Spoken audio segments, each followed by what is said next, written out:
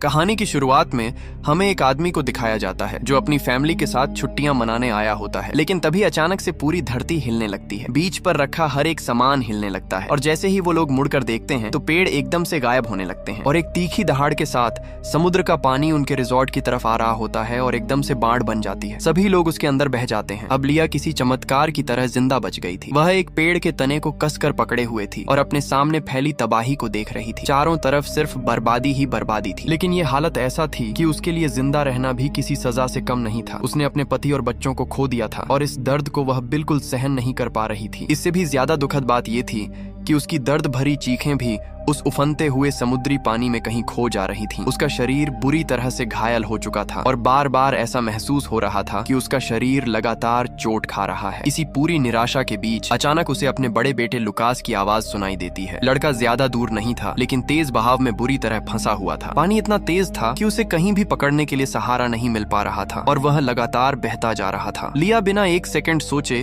पेड़ का सहारा छोड़ देती है और अपने बेटे को बचाने के लिए उसकी तरफ बढ़ जाती है, लेकिन उसका शरीर उसका साथ नहीं दे रहा था। वह खुद को कंट्रोल भी नहीं कर पा रही थी। फिर भी एक माँ की जिद और हिम्मत के दम पर वह पूरी ताकत लगाकर अपने बेटे की तरफ तैरने लगती है। अचानक वह पानी के अंदर खींच जाती है। उसे अंदाजा भी नहीं था कि पानी के अंदर तैर रही टूटी फूटी लकड़ियां कितनी खतरनाक हो चुकी हैं। तभी एक तेज लकड़ी सीधे उसके शरीर में घुस जाती है और उसे आर पार चीर देती है। उस पल उसे असहनीय दर्द महसूस होता है और अब वह कुछ भी करने की हालत में नहीं रहती, बस लाचार होकर पानी के साथ बहने लगती है। दूसरी तरफ लुकास किसी तरह एक टहनी को पकड़ लेता है और खुद को संभालने की कोशिश करता है। लिया जोर से चिल्लाकर उसे कहती है कि वह वहीं रुका रहे, हिले नहीं, लेकिन लुकास अपनी माँ को ऐसे बहते हुए कैसे देख सकता था। वह टहनी छोड़ देता है और माँ की तरफ तैरने लगता है। दोनों अपनी पूरी ताकत लगाकर एक दूसरे तक पहुंचने की कोशिश करते हैं, लेकिन पानी का बहाव इतना तेज है कि वे चाहकर भी एक दूसरे को छू नहीं पा रहे। तभी लिया को अचानक पानी में एक गद्दा तैरता हुआ दिखाई देता है। वह तुरंत लुकास को चिल्लाकर कहती है कि उसे पकड़ ले। लुकास उसकी बात मानकर गद्दे को पकड़ लेता है और उसी की मदद से दोनों धीरे धीरे एक दूसरे के करीब आने लगते हैं। हालात ऐसे होते हैं कि बस एक पल और वे एक दूसरे को पकड़ लेते। तभी लिया भी गद्दे का दूसरा किनारा पकड़ लेती है। वह पूरी जान लगाकर अपने बेटे का हाथ पकड़ने की कोशिश करती है, लेकिन फिर भी दूरी रह जाती है। दोनों हार नहीं मानते और जैसे ही वे एक दूसरे को पकड़ने ही वाले होते हैं तभी गद्दा अचानक किसी चीज से टकरा जाता है। इस टक्कर की वजह से दोनों का संतुलन बिगड़ जाता है और वे फिर से अलग हो जाते हैं, यहाँ तक कि दोबारा पानी के अंदर खींच जाते हैं। जैसे ही लिया फिर से पानी के ऊपर आती है, वह तुरंत घबराकर अपने बेटे को ढूंढने लगती है, लेकिन चारों तरफ देखने पर भी उसे लुकास कहीं नजर नहीं आता। वह उस तेज बहाव के बीच बेबस होकर उसका नाम पुकारती रहती है। उसकी आवाज में डर और निराशा साफ सुनाई देती है। खुशकिस्मती से लुकास की किस्मत मजबूत थी, वो भी इस भयानक हादसे से जिंदा बच गया। जब लिया ने उसे देखा उस पल उसके दिल का बोझ थोड़ा हल्का हुआ, लेकिन असली खतरा अभी भी टला नहीं था। उसी समय एक कार बहते हुए लुकास के पास से गुजरती है। वो डर के मारे देखता है कि दूर से एक और विशाल लहर तेजी से उनकी तरफ बढ़ रही है। देखते ही देखते वो पहाड़ जैसी पानी की दीवार सब कुछ अपने अंदर समेट लेती है। लुकास तुरंत पानी के अंदर गोता लगाता है, लेकिन वहां भी उसे तैरते हुए मलबे और टुकड़ों से जोर जोर की चोट लगती है। कितनी देर बीत जाती है उसे खुद नहीं पता। आखिरकार वो दोबारा पानी के ऊपर आता है और किसी तरह एक बिजली के खंभे को पकड़ लेता है। थोड़ा संभलने के बाद उसे एहसास होता है कि उसकी माँ उसके साथ नहीं है। उसका दिल घबराने लगता है। वो जोर जोर से माँ पुकारता है, लेकिन तभी उसकी नजर पड़ती है। उसकी माँ बिल्कुल हिल नहीं रही, बस पानी के साथ बहती जा रही है। ये देखकर लुकास पूरी तरह टूट जाता है। वो जोर जोर से रोने लगता है, अपनी माँ को लगातार आवाज देता है। तभी अचानक एक चमत्कार होता है। बेहोश पड़ी लिया जैसे अपने बेटे की आवाज सुन लेती है और धीरे धीरे होश में आ जाती है। दोनों फिर से पूरी ताकत लगाकर एक दूसरे की तरफ तैरते हैं और इस बार आखिरकार एक दूसरे को कसकर पकड़ लेते हैं। कुछ देर बाद जब उनका मन थोड़ा शांत होता है तो वे इस तबाह हो चुकी दुनिया में किसी सुरक्षित जगह की तलाश शुरू करते हैं। वे धीरे धीरे पानी से भरे इलाके से आगे बढ़ने लगते हैं, लेकिन उन्हें बिल्कुल अंदाजा नहीं होता कि आगे उनसे भी ज्यादा खतरनाक मुश्किलें उनका इंतजार कर रही हैं। इसी दौरान लिया का शरीर धीरे धीरे पानी में डूबने लगता है। तभी लुकास अचानक देखता है कि उसकी माँ के पैर के पीछे का हिस्सा बुरी तरह फटा हुआ है, मांस बाहर की तरफ निकला हुआ है। ये नजारा इतना डरावना था कि वो खुद घबरा जाता है। वो तुरंत अपनी माँ को रोकता है। लिया पीछे मुड़कर देखती है, उसे समझ नहीं आता कि क्या हुआ है। लुकास अपना चेहरा दूसरी तरफ घुमा लेता है। वो अपनी माँ की हालत देख ही नहीं पा रहा था। तभी लिया को एहसास होता है। वो घबरा कर अपने सीने के पास के घाव को हाथ से ढक लेती है। है। उसे समझ आ जाता है कि ये नजारा अपने बेटे के लिए कितना भयानक है। वो हल्के से उसे दिलासा देती है कि सब ठीक है और उसे आगे चलने के लिए कहती है, लेकिन असल में उसकी चोट उससे कहीं ज्यादा गंभीर थी जितना लुकास सोच रहा था। थोड़ी देर बाद वे एक ऊंचे इलाके तक पहुंचते हैं। लुकास आगे एक बड़े पेड़ को देखता है और उसके अंदर उम्मीद जागती है। उसे लगता है कि अगर वे उस पेड़ पर चढ़ जाएं तो शायद अगली लहर से बच सकते हैं। लिया अपने पैर के घाव को जितना हो सके संभालती है और अपने बेटे के सहारे उस पेड़ की तरफ बढ़ने लगती है। तभी दूर कहीं से एक बच्चे के रोने की आवाज आती है। लुकास ये आवाज सुनता है लेकिन अनदेखा करने की कोशिश करता है। वो साफ कह देता है कि वे किसी की मदद नहीं कर सकते, लेकिन लिया इस बात पर अड़ी रहती है कि उन्हें जाकर देखना चाहिए। लुकास थोड़ा गुस्सा हो जाता है। उसे लगता है कि वे खुद ही इतनी मुश्किल में हैं, ऐसे में दूसरों की मदद कैसे कर सकते हैं। वो अपनी माँ को खींचकर वहाँ से ले जाना चाहता है, लेकिन लिया के लिए बात अलग थी। वो पहले ही अपने 2 बेटों को खो चुकी थी। उसे लगता है कि ये आवाज शायद उसके ही बेटे साइमन या थॉमस की हो सकती है, और अगर नहीं भी है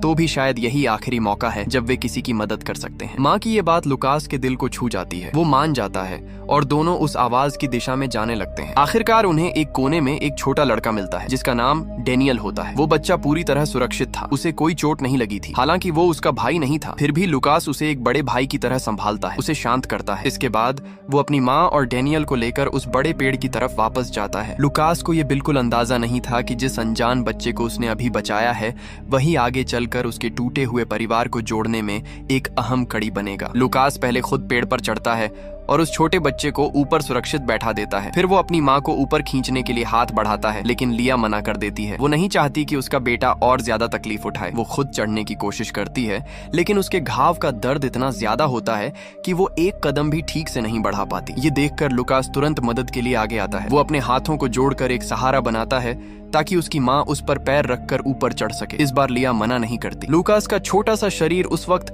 एक अजीब ताकत से भर जाता है। शायद ये अपनी माँ के लिए उसका प्यार ही था जो उसे इतनी शक्ति दे रहा था। वो पूरी ताकत लगाकर अपनी माँ को ऊपर उठाता है, उसे अपने कंधों पर खड़ा करता है और खुद पेड़ को मजबूती से पकड़ लेता है। उसकी उंगलियों से खून निकलने लगता है, लेकिन वो हार नहीं मानता और आखिरकार वो अपनी माँ को सुरक्षित पेड़ पर चढ़ा देता है। इतनी मुश्किलों से गुजरने के बाद आखिरकार वे तीनों जिंदा बच जाते हैं। समय धीरे धीरे बीतता है, लेकिन इस भयानक आपदा के बाद का नजारा दिल दहला देने वाला था। हर तरफ तबाही ही तबाही थी। इंसान जो खुद को बहुत ताकतवर समझता है, इस कुदरत के सामने बिल्कुल धूल के बराबर नजर आ रहा था। लिया की हालत धीरे धीरे और कमजोर होती जा रही थी। लुकास उसकी सांसों पर ध्यान लगाए बैठा था। उसके सीने के उठने गिरने को देखकर खुद को दिलासा दे रहा था कि उसकी माँ बस सो रही है। अचानक लिया अपनी आंखें खोलती है और धीमी आवाज में कहती है कि उसे कहीं से मदद आने की आवाज सुनाई दे रही है। और सच में कुछ ही देर बाद 2 लोग उनकी तरफ आते दिखाई देते हैं। वे थाईलैंड के स्थानीय लोग थे। ये कोई प्रोफेशनल टीम नहीं थी, बल्कि स्थानीय लोगों का खुद से बनाया हुआ एक छोटा सा रेस्क्यू ग्रुप था। उनके पास ज्यादा साधन नहीं थे, लेकिन उनके आने से उम्मीद जरूर जाग गई। उनमें से एक आदमी की मदद से लिया दर्द सहते हुए आगे बढ़ने की कोशिश करती है, लेकिन उसके घाव की वजह से हर कदम पर उसे असहनीय दर्द होता है। ज्यादा देर तक वो ये सह नहीं पाती और कुछ ही समय में बेहोश होकर गिर जाती है। जब लिया को होश आता है तो वो देखती है कि उसके आसपास बहुत से स्थानीय लोग खड़े हैं। जैसे ही उसकी नजर लुकास पर पड़ती है, उसका दिल थोड़ा शांत हो जाता है। गाँव के लोग उसकी मदद करते हैं, उसे कपड़े पहनाते हैं और कहते हैं कि उसकी हालत बहुत गंभीर है, उसे तुरंत अस्पताल ले जाना होगा, वरना हालत और खराब हो सकती है। थोड़ी ही देर में सबकी मदद से वे लोग एक गाड़ी में बैठकर अस्पताल के लिए निकल जाते हैं। जाते वक्त लिया को अचानक डेनियल याद आता है, लेकिन उस वक्त उसकी हालत ऐसी नहीं थी कि वो उसके बारे में सोच सके। फिर भी उसे भरोसा होता है कि गांव वाले उसका ख्याल रख लेंगे। अस्पताल जाते समय लुकास अपनी आंखों से इस तबाही का असली डर देखता है। सड़क के किनारे जगह जगह उन लोगों की लाशें पड़ी थीं जो इस हादसे में मारे गए थे। वो ये समझ जाता है कि उसका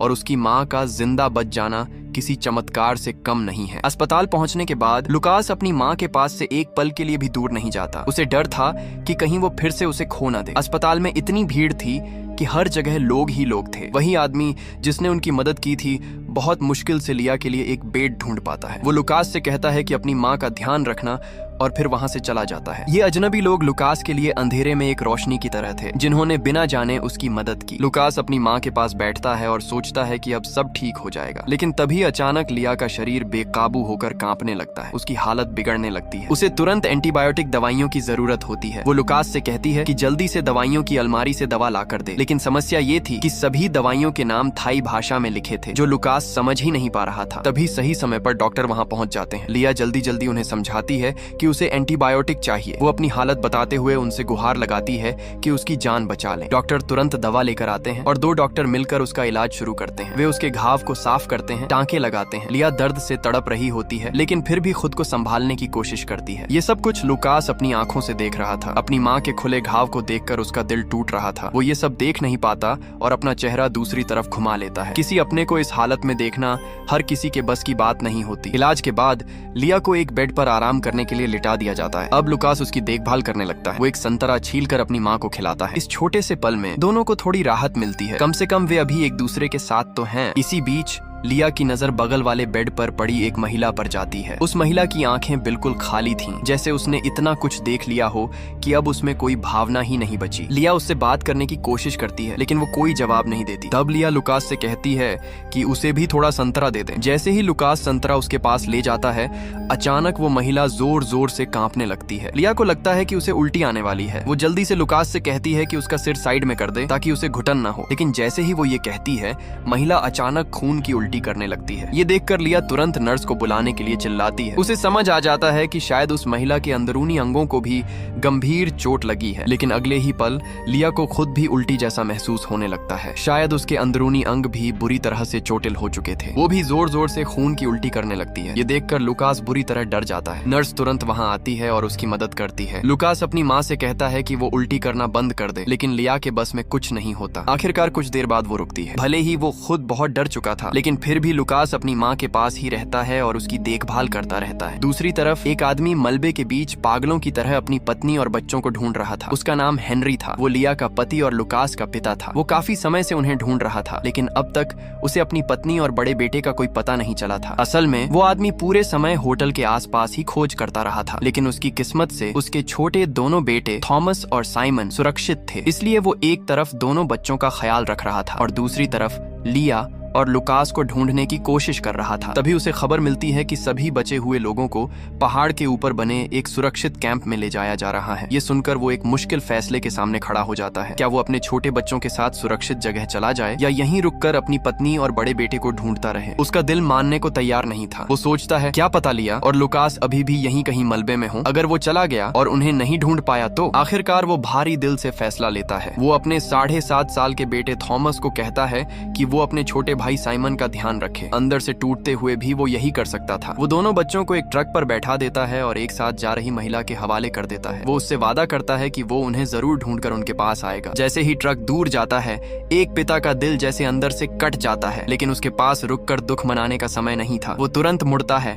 और फिर से मलबे में अपनी तलाश शुरू कर देता है, लेकिन किस्मत उसका साथ नहीं देती। अचानक उसका पैर फिसल जाता है और वो एक गड्ढे में गिर जाता है। उसे काफी चोट लगती है। बड़ी मुश्किल से वो खुद को बाहर निकालता है। कुछ देर बाद उसे एक रेस्क्यू गाड़ी मिलती है और वो उसके साथ आगे जाकर लोगों को ढूंढने लगता है। रास्ते में उसे कई लाशों से भरे बैग दिखाई देते हैं। हर एक बैग को खोलते समय उसका दिल जोर जोर से धड़कता है। हर बार वो मन ही मन प्रार्थना करता है, भगवान ये लिया ना हो, ये लुकास ना हो। उधर अस्पताल में अचानक एक आदमी दौड़ता हुआ आता है और लुकास को पकड़ लेता है। वो अपनी भाषा में तेजी से कुछ बोलता है जो लुकास समझ नहीं पाता, लेकिन उसके इशारों से लुकास को समझ आता है कि वो किसी बच्चे को ढूंढ रहा है। वो आदमी उसे एक फोटो दिखाता है। लुकास तुरंत अपनी माँ के पास जाकर ये बात बताता है। लिया उससे कहती है कि अगर वो मदद कर सकता है तो जरूर करे। वो कहती है कि वो खुद यहीं रहेगी, कहीं नहीं जाएगी। लुकास एक छोटा सा नोटबुक उठाता है और अस्पताल में इधर उधर भागने लगता है। वो उन लोगों के नाम लिखने लगता है जो खुद चल फिर नहीं सकते थे। फिर वो जोर जोर से नाम पुकारने लगता है। काफी देर तक पुकारने के बाद अचानक एक छोटा लड़का जवाब देता है। लुकास उसके पास जाता है और उसे देखते ही चौंक जाता है। ये वही बच्चा था जिसे वो आदमी ढूंढ रहा था। वो तुरंत उस लड़के को बताता है कि उसने उसके पिता को देखा है और उसे वहीं रुकने के लिए कहता है। जाने से पहले वो उसे गले लगाता है और उसे भरोसा दिलाता है कि वो अभी उसके पिता को लेकर आएगा। ये सोचकर कि अब एक बिछड़ा हुआ पिता और बेटा मिल जाएंगे, लुकास के अंदर एक नई ऊर्जा आ जाती है। वो दौड़ते हुए उस आदमी को ढूंढने जाता है और उसे लेकर आता है। जब वो दोनों मिलते हैं और एक दूसरे को गले लगाते हैं तो वो नजारा देखकर लुकास के दिल को बहुत सुकून मिलता है। वो खुशी ये अच्छी खबर अपनी माँ को बताने के लिए वापस दौड़ता है, लेकिन जैसे ही वो कमरे में पहुंचता है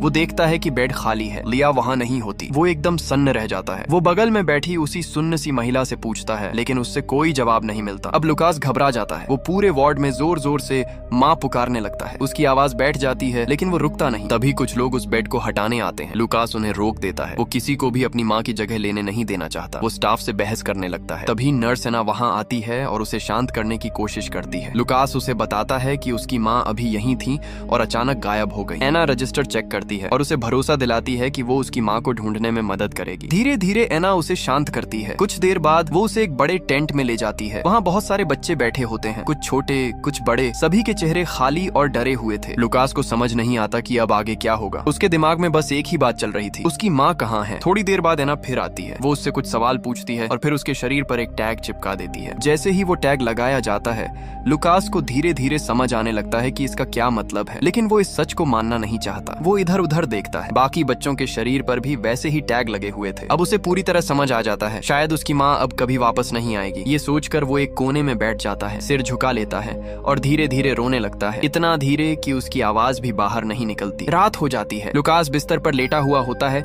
लेकिन उसे बिल्कुल नींद नहीं आ रही होती। वो बार बार करवट बदलता है और उसके दिमाग में सिर्फ अपने परिवार की यादें चल रही होती हैं। तभी नर्स एना चुपचाप आती है और उसे बाहर बुलाती है। वो कहती है कि उसे कुछ चीजों की पहचान करनी है। एक अनजान औरत 3 सामान निकालकर उसके सामने रखती है और पूछती है कि क्या ये उसकी माँ लिया की चीजें हैं। लुकास उन चीजों को ध्यान से देखता है, उन्हें हाथ में लेकर महसूस करता है, लेकिन उसे उनमें कुछ भी अपना सा नहीं लगता। उसे समझ आ जाता है कि ये उसकी माँ की चीजें नहीं है। इसके बाद एना कहती है कि वो उसे एक जगह लेकर जाएगी। जब लुकास को एक बेड के पास ले जाया जाता है और वो देखता है कि उस पर कौन लेटा है, तो इतने दिनों से उसके दिल में जो डर जमा था वो अचानक खत्म हो जाता है। उसकी माँ जिंदा थी। लिया होश में आती है और सबसे पहला सवाल पूछती है, लुकास कहाँ है। दूसरी तरफ लुकास के मन में भी बहुत कुछ चल रहा होता है। वो अपनी माँ से पूछना चाहता है कि वो उसे छोड़कर कहाँ चली गई थी, क्यों उसे ऐसा लगा कि वो हमेशा के लिए उसे खो चुका है। लेकिन जैसे ही वो अपनी माँ को देखता है, वो कुछ नहीं कह पाता, बस उसे कसकर गले लगा लेता है। उस पल में उनके लिए सबसे बड़ी बात यही थी कि वे दोनों जिंदा हैं और साथ हैं। एना पास खड़ी होकर समझाती है कि असल में अस्पताल के रिकॉर्ड में गलती हो गई थी और लिया को किसी और के नाम से दर्ज कर लिया गया था। लुकास तुरंत अपनी माँ की हालत के बारे में पूछता है। एना उसे बताती है कि लिया के सीने का ऑपरेशन हो चुका है, लेकिन उसके पैर का ऑपरेशन अभी नहीं हुआ है। वो बहुत कमजोर है, इसलिए पहले उसका शरीर थोड़ा संभलना जरूरी है। लुकास को पूरा यकीन होता है कि उसकी माँ ठीक हो जाएगी। वो फिर से उसकी देखभाल की जिम्मेदारी उठा लेता है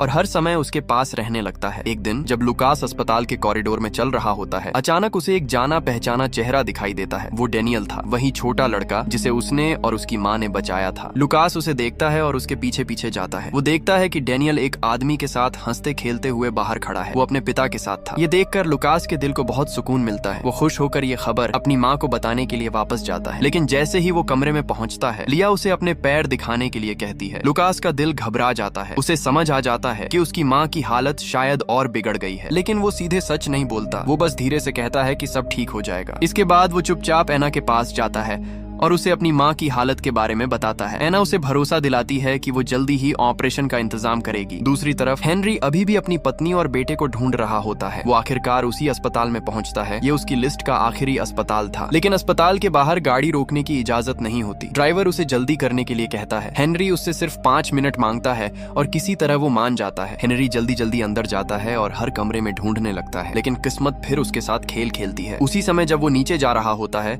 लुकास दूसरी तरफ के दरवाजे से अंदर आता है। दोनों एक दूसरे के बिल्कुल पास से गुजर जाते हैं, लेकिन मिल नहीं पाते। हेनरी ऊपर वाले फ्लोर पर पहुंचता है और हर कमरे में ढूंढता है। उसी समय लिया के बेड के सामने पर्दा खींचा हुआ होता है, जिसकी वजह से वो उसे देख नहीं पाता। लिया उस पर्दे के पीछे से एक जाना पहचाना सा साया देखती है। वो समझ जाती है, लेकिन इतनी कमजोर होती है कि आवाज भी नहीं निकाल पाती। वो बस उसे जाते हुए देखती रह जाती है। उसी समय जब लुकास सामान लेने के लिए लाइन में खड़ा होता है, उसकी नजर अचानक एक बहुत ही पहचान वाली पीठ पर पड़ती है। वो बस एक झलक होती है, लेकिन वो तुरंत पहचान लेता है। वो उसके पिता हेनरी थे। वो तुरंत दौड़ पड़ता है। इसी बीच थॉमस और साइमन को लेकर जो गाड़ी जा रही होती है, वो भी उसी अस्पताल के बाहर आकर रुकती है। साइमन को पेशाब लगती है और वो गाड़ी से उतरकर झाड़ियों की तरफ चला जाता है। उन्हें बिल्कुल पता नहीं होता कि उनका बड़ा भाई उनसे कुछ ही दूरी पर है। लुकास पूरी कोशिश करता है अपने पिता को ढूंढने की, लेकिन वो नजर नहीं आते। उधर हेनरी वापस गाड़ी में बैठ चुका होता है और जाने वाला होता है। थॉमस और साइमन वापस आ रहे होते हैं और उसी पल लुकास जोर से चिल्लाता है,